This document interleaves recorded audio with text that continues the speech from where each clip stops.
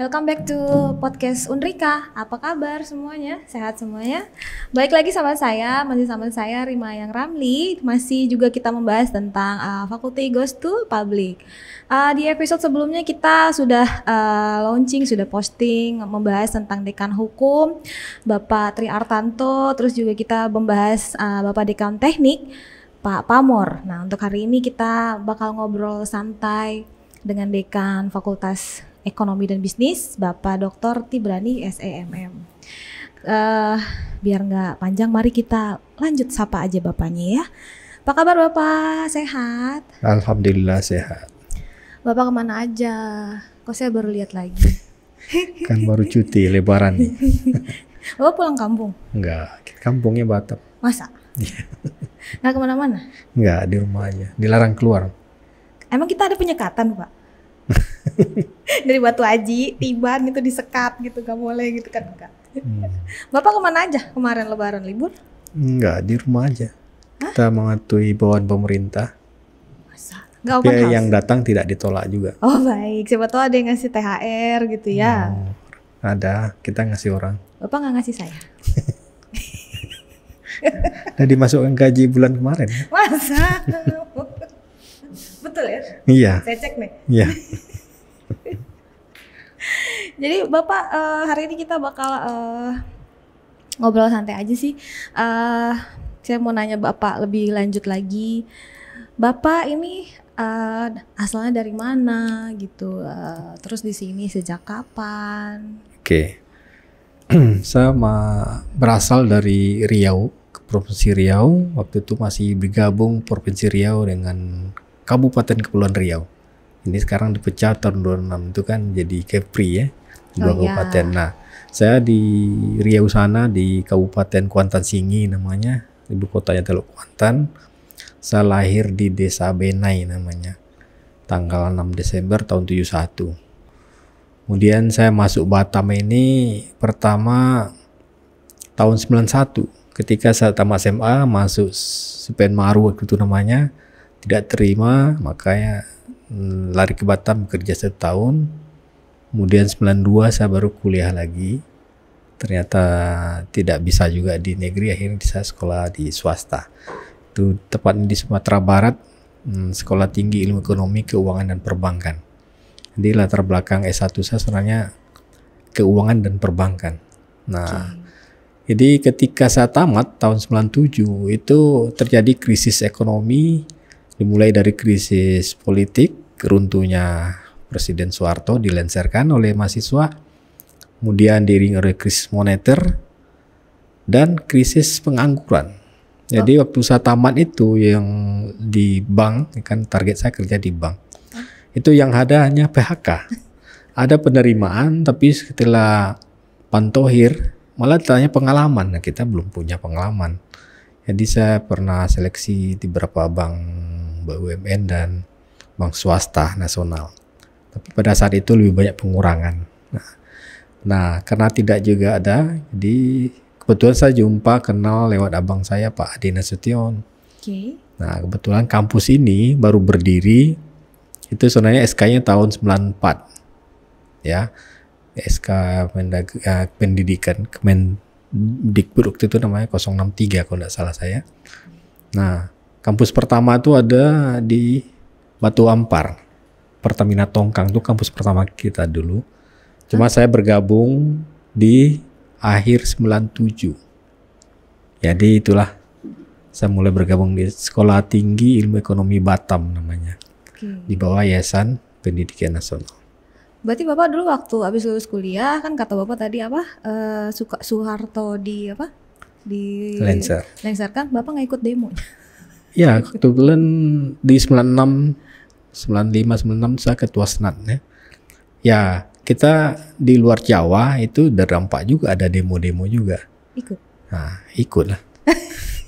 Jadi kalau masalah demo kita udah duluan gitu. Udah paham lah udah ya. Paham. Gitu. Jadi ketika kita mendemo, sekarang di demo ya ada tahu treknya. Gitu. Kenapa Bapak waktu itu kok kepengen kerjanya di bank? Ya, jadi sejarahnya waktu saya di SMA atau SMP angan-angan saya tuh kalau kerjanya itu di kota, maka saya tidak akan mau ambil di jurusan pertanian, keguruan. Nampaknya yang di kampung saya yang jadi pegawai negeri itu orang pertanian, perkebunan, guru.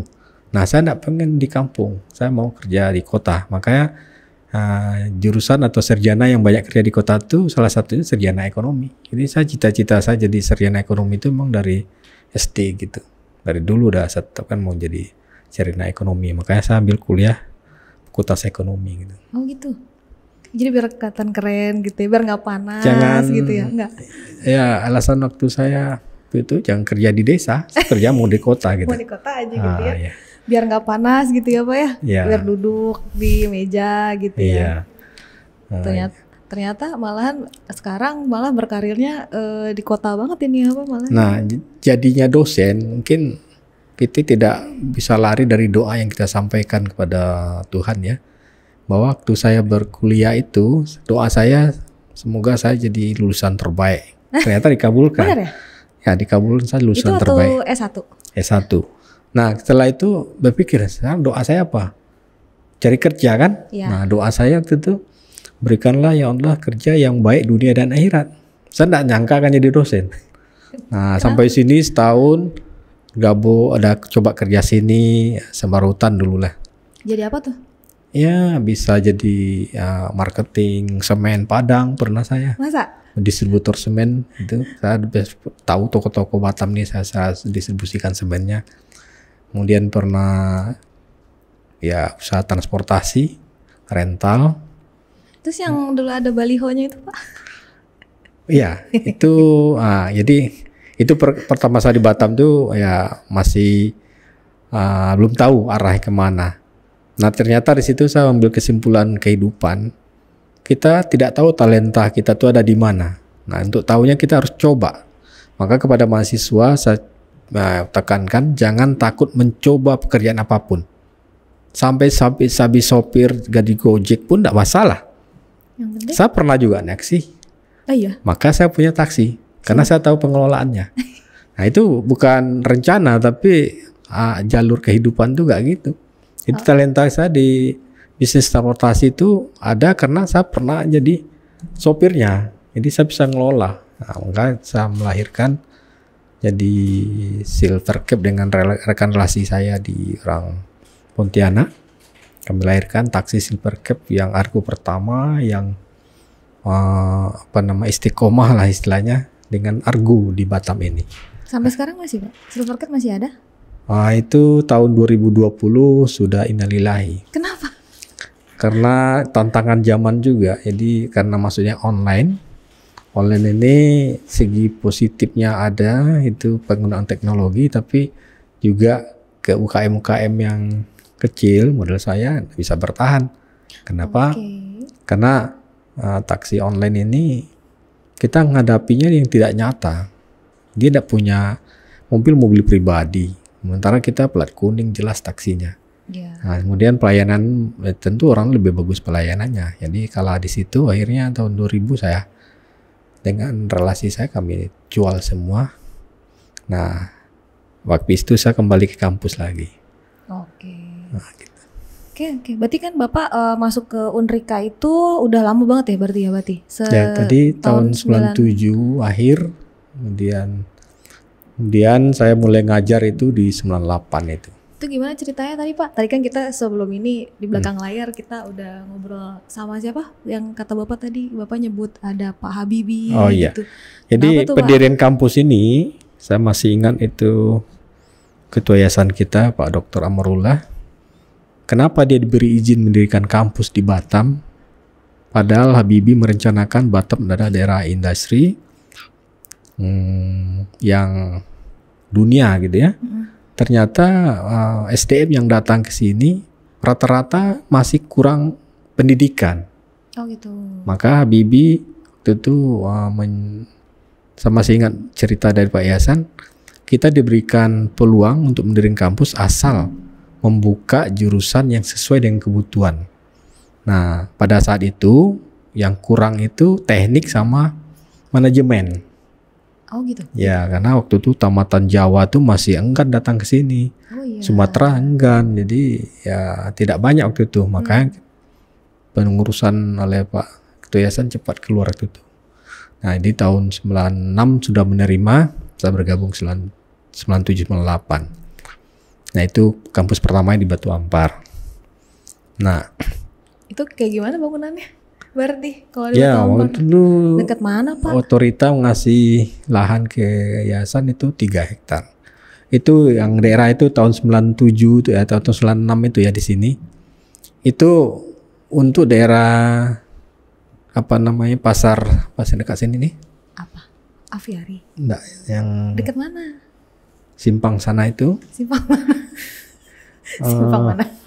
Itu developernya sampai membebaskan sewa. Hanya bayar Oh, itu. listrik air aja karena saking nggak ada yang orang. Oh gitu. Jadi kalau orang dulu daerah jin buang anak di sini. Jin buang anak. Di rumah pokoknya paling terjauh daerah Batu Haji waktu itu. Jadi ini masih hutan semua. Oh dari Batu Ampar itu terus akhirnya Nah, diberi dikasih di sini nah, gitu. dikasih lahan dan itu sini hutan semua. Tapi udah Apiarinya di belum sini, ada. maksudnya udah di sini lokasinya gitu Iya. ya. Oh, Kampus oke. pertama yang 2 lok di depan itu dibilang orang kampus impres gitu kan karena lurus-lurusnya. Kenapa? Nah, Kayak ya, ini ya, kayak apa namanya? Kayak sekolah gitu iya Pak. sekolah lurus aja gitu.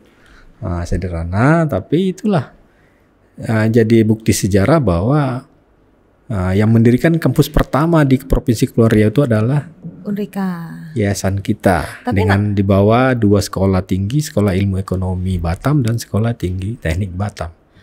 Tapi yang namanya udah Unrika Pak. Belum. Kayaknya dulu enggak ya? Belum Apa masih itu dulu namanya? pertama diberi sekolah tinggi aja. Ada STI Batam, ada STT Batam. Oke. Di tahun 2006 di lebur maka lahirlah Unrika.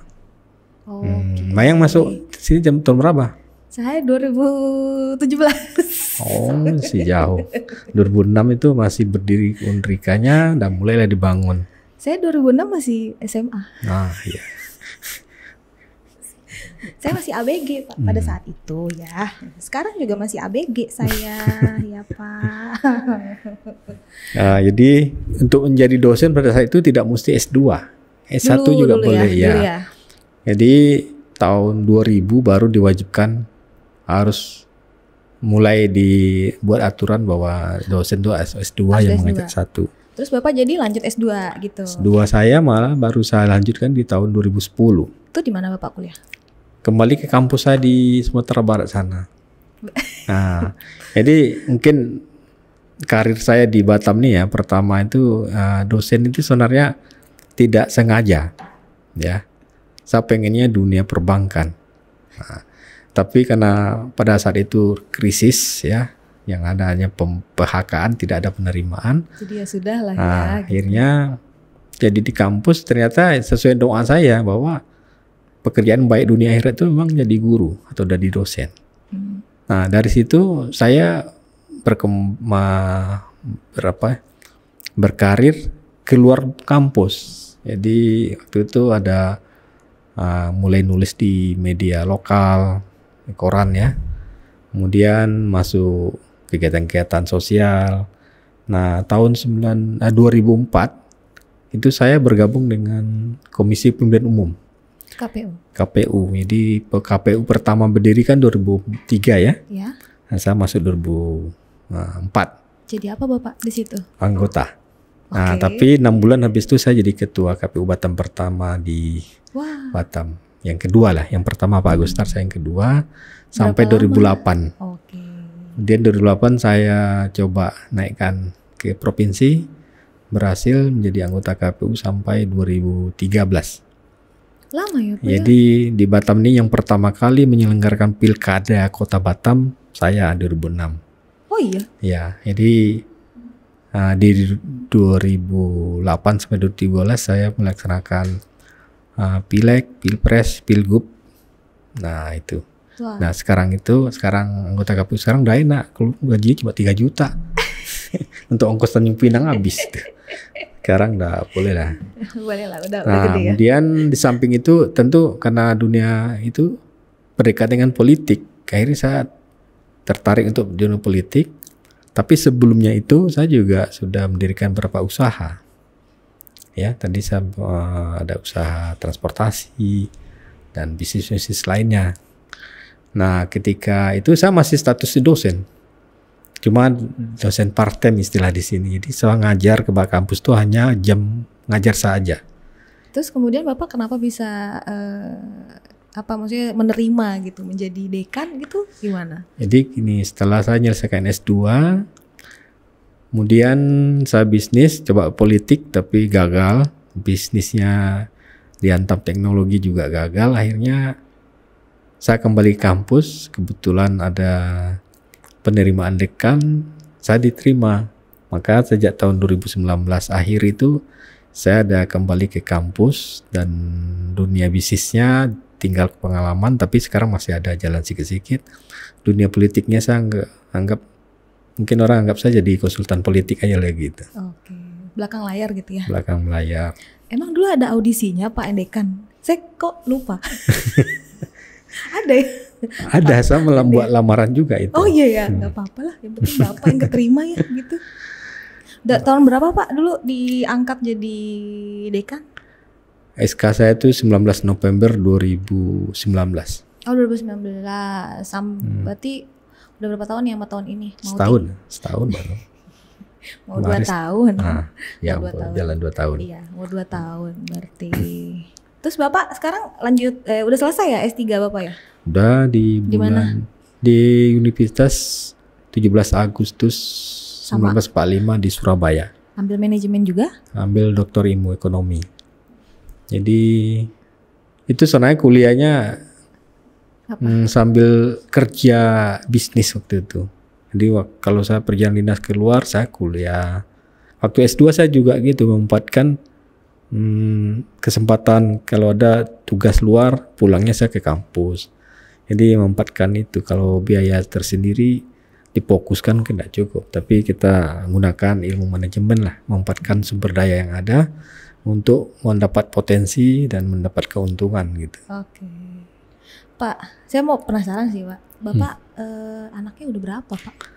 Iya, saya married itu tahun 2000, termasuk terlambat ya, di umur 29. Kemudian di tahun 2001 saya dikaruniai putra. 1 orang, sekarang sudah semester 4 di kedokteran Brawijaya. Wah. Kemudian di 4 tahun setelah itu baru dapat adiknya, sekarang kelas 1 SMA di SMK Kartini. Oke. Kemudian yang terakhir alhamdulillah dikasih kembar. Itu jarak dengan nomor 2-nya 7 tahun. Sekarang baru kelas 3 SD. Jadi putra putri saya 4, 1 putra, 3 bidadarinya. Itu yang laki-laki saya pernah lihat fotonya sih, itu tinggi banget ya Pak, besar banget gitu badannya. Ya, gitu. dia tingginya 185. Wah, kok lebih tinggi dari saya 20 cm. Ya gede banget gitu, ganteng lagi. Bapak udah butuh mantu belum? Belum. Baru umurnya 19 tahun. Nah kalau udah butuh saya daftar gitu. Bapak nggak mau gitu punya mantu saya. Dia tahu calonnya baru tahu. Oke, Pak, berarti anak 4 kembar ya gitu. Setahu saya juga kaprodi manajemen juga anaknya kembar. Kayaknya manajemen banyak yang ini ya. Menggunakan teori manajemen juga. Apa tuh? Ada ya?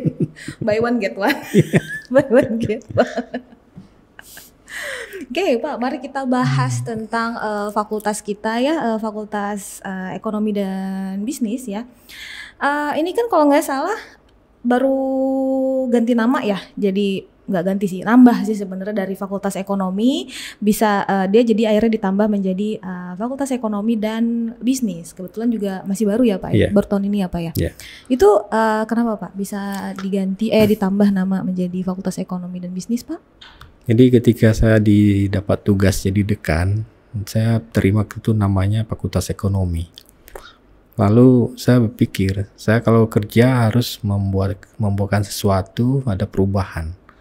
Nah kebetulan Fakultas Ekonomi dan Bisnis itu di Indonesia, itu sebenarnya kalau ekonomi itu Hanya ekonomi Ekonomi, aja. sementara program studi yang ada tuh manajemen dan akuntansi, sebenarnya itu bisnis. Oke. Sementara prodi ekonominya belum ada. Nah, tentu tidak mungkin kita rubah fakultas bisnis. Iya, iya. Nah, jadi kita tambah aja fakultas bisnis. Nah, bisnis sini untuk bahasa tren untuk dunia lapangan kerja, itu kalau orang bilang manajemen sekarang itu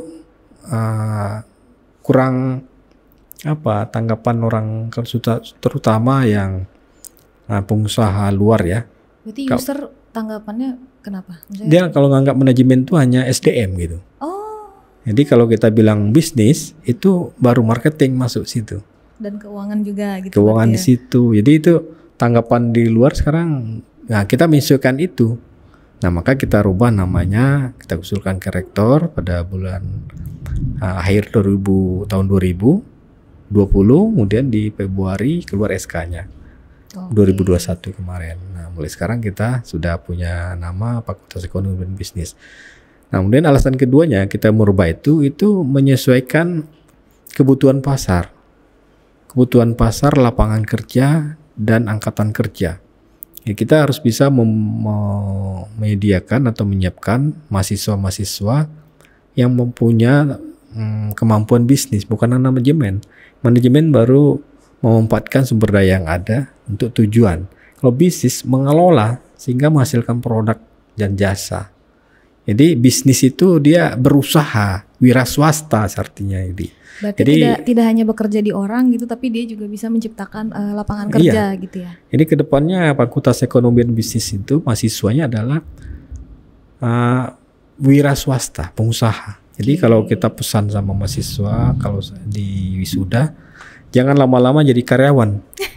Tidak ada karyawan yang kaya di dunia ini. Yang kaya itu adalah pemiliknya. Iya benar. Walaupun tuh pendapat kapitalis, tapi faktanya demikian, ya. Jadi kalau ingin jadi orang sukses, jadilah pemiliknya, ownernya. Kalau tidak bisa sebagai seluruhan, cukup kita menggunakan pemilik sahamnya. Jadi Anda karyawan juga punya saham. Makanya di kampus kita ada galeri investasi, main saham. Jadi kalau untuk meningkatkan grade karyawan jadi owner hanya sedikit, hanya modal 1 juta aja. Beli 1 lot saham salah satu di pasar modal itu, Anda jadi owner. Oh iya juga. Saya barusan beli, Pak. Berapa lot? Beli 1 aja dulu, ada sisa uang kemarin. Sisa uang THR. Jajan saham udah. Nah, jadi kita menyiapkan mahasiswa di ekonomi dan bisnis itu memang siap berusahawan gitu, bukan karyawan terus gitu. Karyawan itu menjadi karyawan boleh, tapi hanya mencari pengalaman. Jadi sebagai praktek atau sebagai magang persementara lah, jangan lama-lama jadi karyawan katanya kan. Nah, kemudian kedepannya kita juga akan mengembangkan prodi baru. Itu akan kami gabungkan dalam satu prodi, itu ilmu komunikasi, ilmu IT, dan ilmu manajemen. Jadi apa tuh? Jadi kita akan buka program studi namanya bisnis digital. Oke. Nah, jadi manajemennya, pengelolaannya, kemudian teknologinya, IT-nya, dan cara menggunakan teknologi dan manajemen itu dengan komunikasi yang modern. Jadi Nah, dia itu mengikuti perkembangan zaman. perkembangan. Jadi SDM yang kita siapkan lebih mantap lagi setelah prodi ini jadi. Karena ini 3 fakultas kita satukan. Fakultas 3 prodi?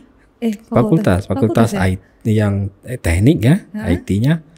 Kemudian komunikasinya dan manajemen, fakultas ekonomi manajemennya. Oke. Jadi kita sekarang lagi menyusun prodi kurikulum untuk mengarah ke situ.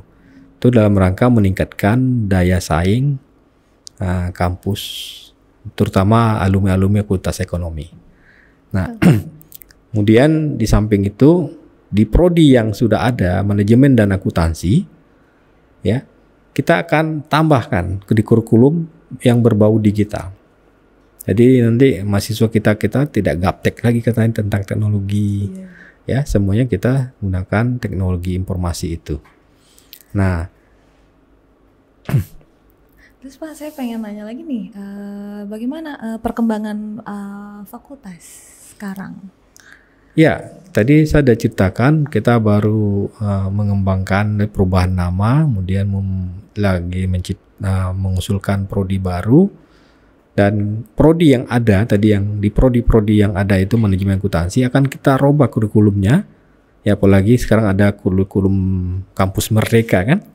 Nah, maka untuk itu kita akan melakukan kerjasama dengan pihak-pihak luar ya, bisa bidang usaha, bisa kampus lain maupun pemerintah. Jadi kita akan menyiapkan nanti prodi baru ini ada sistem magangnya. Jadi praktek pemain nanti mata kuliah manajemen sumber daya manusia. Itu bukan hanya teorinya, tapi dia langsung kita tempatkan di beberapa pengusaha yang kita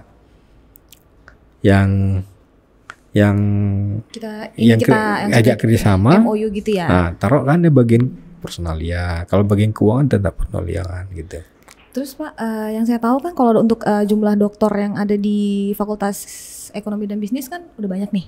Ya. Udah ada berapa? Jadi untuk mendukung program itu memang harus didukung oleh SDM-nya. Salah satunya adalah sekarang sudah 100% dosennya ada S2 sesuai ketentuan. Kemudian sudah 17 orang yang sudah menyelesaikan S3. Jadi kalau saat total itu udah 48% dari dosen yang ada itu udah S3 yang ngajar di Fakultas Ekonomi. Nah, ini yang modal utama, yang jadi modal bagi kita untuk meningkatkan grade kita yang sekarang ini ya B ya, itu kita akan atau sangat baik itu kan kita coba ke unggul. Oh A ya. Ya A ya, nama lainnya A, sekarang unggul. Nah untuk persiapan itu kita nanti dengan rektorat dan yayasan akan menyiapkan fasilitas pendukung ke sana itu. Jadi kita kampus yang pertama jangan jadi tertinggal oleh kampus yang baru berdiri. Yang kita nggak mau, kita harus lari terus, kejar terus, kita yang terdepan. Semangat Pak. Iya. Apalagi kan so far ya manajemen sama akuntansi kan sekarang kan masih jadi favorit ya Pak ya. Kan maksudnya mahasiswa masih memilih, banyak mahasiswa yang masuk untuk memilih FEB sebagai favorit mereka ya Pak ya. Terus Bapak bagaimana dengan harapan Bapak ke depannya gitu kan, maksudnya ini masa kini kan berkembang gitu, terus juga di kampus lain juga istilahnya tuh banyak juga yang memiliki prodi yang sama gitu. Harapan Bapak bagaimana ke depannya? Ya. Dalam bisnis ini kita kan ditentukan oleh kemuan pasar. Jadi kalau ke mahasiswa kita ingatkan, kalau ingin berusaha jangan tengok modal Anda, tapi tengok peluang pasarnya dulu. Nah di kampus kita juga demikian, bahwa di Batam ini tak bisa mungkiri bahwa sebagian itu masih tamatan CLTA di pabrik-pabrik itu. Maka itu peluang pasar kita. Yang pertama yang sudah bekerja, yang kedua itu yang baru tamat SMA atau SMK. Nah itu kita menyiapkan orang yang kuliah di sini itu siap pakai, dan endingnya dia wira swasta, berusaha, pengusaha. Jadi memang kita ajaran dia. Jadi visi kita kan ada 3 ya. Kita unggul. Nah kalau dari karyawan dia akan unggul karena dia punya kemampuan. Kemudian dia kreatif. Ya, dia kalau pengusaha dia mungkin dunia usahanya produk-produk atau jasa tawarannya yang kreatif. Kemudian dia juga akan mandiri. Jadi kalau lapangan kerja sekarang dunia dilanda COVID, ya masih suka yakin karena kita bekali dengan kemandirian itu, bagaimana memanfaatkan faktor-faktor yang ada menjadi faktor ekonomi. Jadi sama dengan prinsip ekonomi, bagaimana kita memanfaatkan sumber-sumber daya yang ada untuk memenuhi kebutuhan dan keinginan kita. Nah, orang Unrika yang manajemen ekonomi bisnis itu akan berpikir memanfaatkan yang ada. Jadi apa yang ada itu yang akan jadi ekonomis. Gimana caranya? Kita ada kasih ilmu itu. Oke. Pak, baik, terakhir pesan-pesannya dong untuk sahabat Unrika yang nonton. Ya kepada sahabat Unrika bahwa bergabung di Fakultas Ekonomi Bisnis itu akan membuat Anda semakin, kalau sudah karyawan akan semakin unggul, pengusaha akan semakin mandiri dan kreatif. Dan kita akan terus berusaha mengupdate ilmu-ilmu terbaru untuk membekali alumni kita yang tamat dari Unrika untuk menjadi lebih baik. Itu saja? Ya. Oke deh kalau begitu. Terima kasih Bapak. Ya, Nanti makasih. next time kalau misalnya diundang lagi Bapak datang Oh, lagi ya Pak ya. siap. Diundang lagi, misalnya kan kita ada acara ngopi atau ada acara apa gitu. Saya suka teh bukan ngopi. Oh gitu, baiklah. Nanti kita ada acara ngeteh bersama Pak Ibrani. Oke gitu. Oke baik, terima kasih untuk sahabat Unrika. Terima kasih sudah menonton video ini. Stay safe ya semuanya. Kalau keliaran jangan lupa pakai masker, jangan lupa minum vitamin. Terus juga kalau misalnya keliaran pakai motor jangan lupa pakai helm. Hati-hati ditilang di jalan ya. Sampai ketemu lagi di video-video podcast selanjutnya. Bye-bye. Terima kasih. Salam kreatif unggul dan mandiri. Bye. Dadah.